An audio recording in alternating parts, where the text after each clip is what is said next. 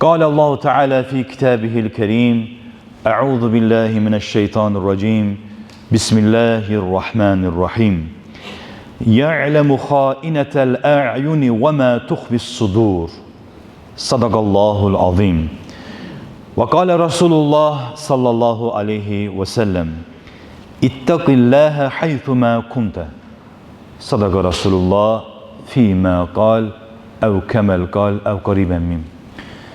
Əziz, möhtərəm, değerli Müslüman kardeşlerim, bu güzel cümə gününün rəhməti, bərəkəti, mağfirəti cümləmizin və bütün ümmət Muhammedin üzerine olsun.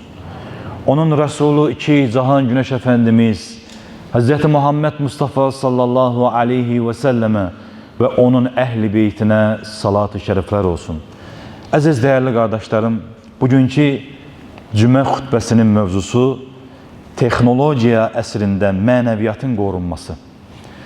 Xütbəmi başlamamışdan əvvəl bu nəsiyyəti öncəliklə öz nəfsimə söyləyirəm və sonra siz qardaşlarıma. Değerli qardaşlarım, biz elə bir dövrdə yaşayırıq ki, elm və texnika misli görünməmiş surətdə inkişaf edir. Bu bir həqiqətdir. Bugün internet, süni intellekt və sosial şəbəkələr həyatımızın ayrılmaz bir parçasına çevrilmiştir. Şübhəsiz ki, bu texnologiya uca Allahın bəşəriyyətə bəxş etdiyi, həyatımızı asanlaşdıran böyük bir nemətdir. Lakin unutmamalıyıq ki, hər bir nemət həm də bir imtihandır. Bugün en büyük imtihanlarımızdan biri de texnoloji tərəqqinin kölgəsində qalan mənəviyyatımızı, qəlbimizin təmizliyini ve insani değerlerimizi koruyup saxlamaqdır. Bu texnologiya əsrində mənəviyyatımızı bəs necə qoruyaq deyə sual verildiği zaman nələrə diqqət edəcəyik? Bugün toplumumuzun böyük bir hissəsinin vaxtının çoxsu internette, kompüter ve telefon arxasına keçir. Təəssüflər olsun. Bu virtual aləmi müasirlik adı altında cəhaləti evlərimizə daşıyır. Bəs bu rəqəmsal əsrdə bu mənəvi sarsıntılardan qorunmaq üçün nələrə diqqət etdiyimizi dediğimiz zaman bu 4 əsas sütuna diqqət etməliyik. Birinci növbədə, əziz değerli qardaşlarım, zamanın israf və virtual asıllıq. Texnoloji cihazlar qarşısında saatlarla faydasız vaxt keçirmək ömür sərmayəsini məhv edir. İslam dini ise zamanı düzgün değerlendirmeyi emredir. Bu haqda da Allah Azze ve Celle de Asr suresinde belə buyurur.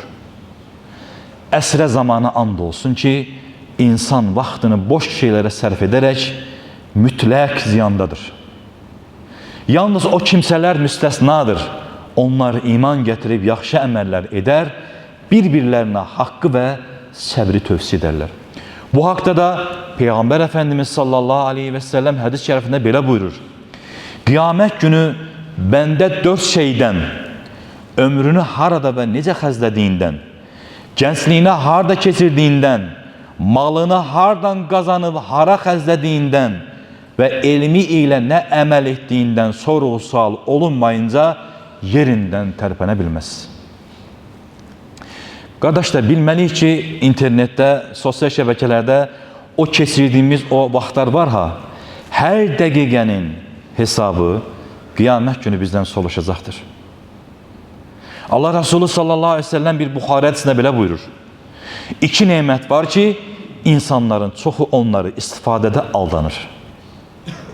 Birincisi sağlamlıqdır, ikincisi ise boş vaxtdır. Ve değerli kardeşlerim, mənəvi sarsıntılardan qorunmağın ikincisi ise gözün qorunması ve rəqəmsal haramlardır. Zaman var idi ki, bir Müslüman günah işlemek için günahın qapısını döyərdi. Günahın yolunda olardı. Günaha giden yolda irəliyə addımlayardı. İndi ise təəssüflər olsun, artık haramlar bir tuşla bırax sənin öz zehninə, evinə belə girməkdədir. Evlərimizi, toplumumuzu biz deyil də, pultu bizim əlimizdə deyil də, onların əlindədir, onlar idarə edir. Bunun fərqində olmaq lazımdır.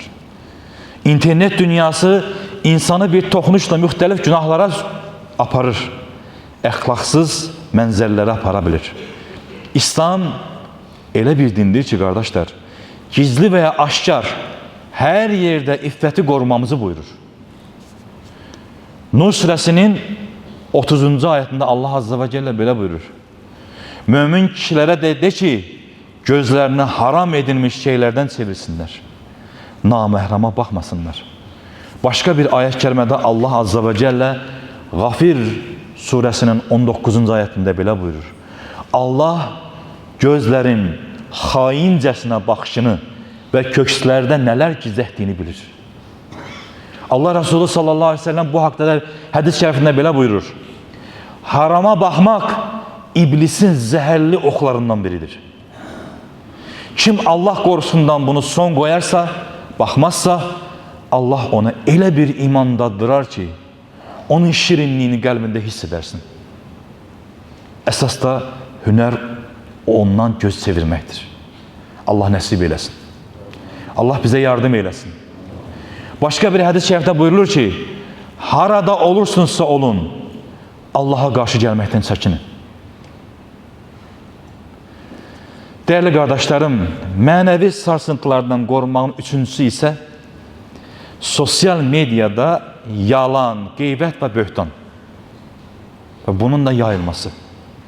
Bilirsiniz ki, internetdə bir məlumatı araşdırmadan həmən onu reyting xatirinə paylaşmaq, insanların qüruruna toxunmaq, böhtan atmaq, qeybət etməkdir. Təbii ki, bu da ən böyük günahlardandır. Allah Azze və Cəllə bu haqda da Hücurat surəsinin 6-cı ayətində belə buyurur. Ey iman gətirənlər! Əgər bir fəsadçı və düzgünlüyünə güvənilməyən kəs sizə bir xəbər gətirsə, onu araşdırın. Yoxsa bilmədən bir qövmə pislik edər, sonra da etdiyinizə peşman olarsınız. Bu haqda da Allah Resulü sallallahu aleyhi ve sellem Müslimdə keçən hədisində belə buyurur. İnsan hər eşitdiyini danışması və ya paylaşması insana yalan olaraq kifayətdir. Diqqət etsək görürük ki, həqiqətən də səhifəsi biraz önə çıxsın, izləyiciləri açsın, reytingi biraz da artsın deyə onun xatirinə insanların şərəf və layiqətini tapdalanır və böhtanlar saniyələr içində minlərlə insanlara çatdırılır. Bu da sosial şəbəkənin bez avantajı. Xeyri var, amma zərər daha çoxdur. Dəyərli qardaşlarım, mənəvi sarsıntılardan qorunmağın da dördüncüsü, zaman var idi, bu qədər sosial şəbəkə yox idi. Bu qədər əlaqə qurulma yox idi. Amma ailələr, qohumlar, silah rahim çox gözəl bir şəkildə mehriban idilər və bir-birindən əlaqəli idilər. Amma nə qədər sosial şəbəkə artsa da, təəssüflər olsun ki, bugün müsəlmanlar, ümmət-i Muhammed qohumluqdan, ailələrindən daha uzaqlar. Bir evin içində övladların valideynləri ilə, valideynlərin övladları ilə ünsiyyət etməkdənsə, hərəsi bir küncə oturub əlində telefon, silah rahimi, ailə dəyərlərini məhv etməkdədir. Allah Azze və Cəllə bu haqda da Nisa surəsinin 1-ci ayətində belə buyurur. وَاتَّقُوا اللّٰهَ الَّذ۪ي تَسَأَلُونَ بِهِ وَالْأَرْحَامِ Allah'tan qorxun və qohumluq əlaqələrini kəsməkdən çəkinin buyurur. Allah Resulü sallallahu aleyhi ve sellem bu haqda da bu hədis şərifində belə buyurur. Buxarıda keçən bir hədis. لَا يَدْخُلُ الْجَنَّةَ قَاطِعُونَ Qohumluq əlaqələrini kəsən şəxs cənnətə girə bilməz. Buxari. Dəyərli qardaşlarım, telefon ekranlarına verdiğimiz diqqəti bugün həqiqətən də ora verdiğimiz vaxtı, zamanı övladlarımızdan əsirgiyirik. Valideynlərimizdən əsirgiyirik. Öz həyat yoldaşımızdan əsirgiyirik. Bu təəssüflər olsun ki, bir reallıqdır. Hətta Bugün hər kəs tərəfindən görünən bir mənzərə var ki, sosial şəbəkəsində milyonlarla dostu var, amma cənazəsində heç 5 nəfər, 10 nəfər olur olmur. Bizim əsas müsəlmanların əsas qayəsi dostu. Ona görə Allah Azze ve Celle ayət kəriməsində nə deyir? Bu dünyada salihlərdən durun oturun ki, qiyamət günü salihlərdən həşr olmasınız. Ona görə bizim dost əlbəttə ki, İslamda dost Allah'tır. Biz gözəl qardaş olacağıq. Həqiqi qardaşlığımızı artıracağıq. O zaman inşallah bizim ən çox ehtiyacımız olduğu o an var ha, o cənazədə o qardaşların olmasıdır. Əsl layiq odur.